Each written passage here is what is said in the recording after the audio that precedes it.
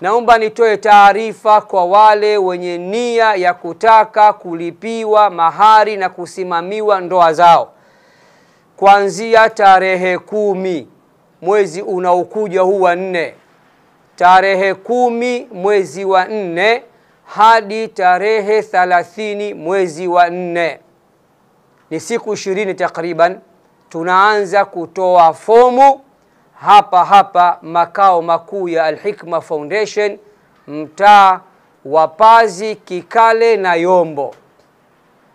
Fomu za kujiunga, fomu za maombi tunaanza kutoa tarehe 10 mwezi wa 4. Tusaidieni waandishi wa habari, hizi klipu zisambae, ziwafikie watu wote, ili mwenye nia ya kutaka na yeye kuingia kwenye jambo hili kuanzia tarehe 10 mwezi wa 4 mwaka huu 2025 ndiyo tunaanza kutoa fomu za maombi, na mwisho wa kutolewa fomu ni tarehe 30 mwezi wa 4. Kwa hiyo njoini makao makuu ya Al-Hikma Foundation.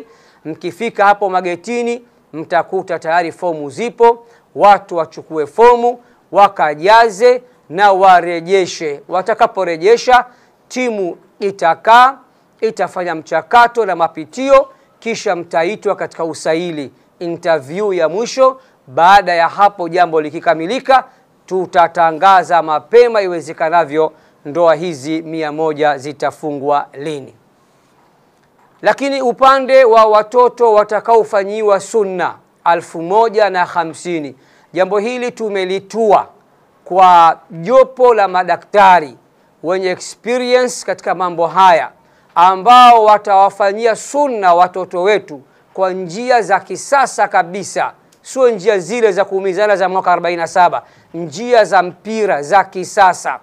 Wiki ijayo, Mungu akipenda, madaktari hao watakuwa hapa ofisini kwangu. Waandishi wa habari, tutakuombeni tena muje msikilize wao wamejipangaje na wanatangaza lini. Kwa taarifa tu, wanataka haya majambo wayafanyie katika vituo vya afya vya serikali. Kwa hiyo wapo katika mchakato wa kufunga mazungumzo na uongozi wa serikali. Watakuja wiki ijayo kutuambia kwa Chanika kituo gani cha afya ambacho watafanyia jambo hili na tarehe ngapi. Kwa Mbagala itakuwa lini, kwa nani itakuwa lini.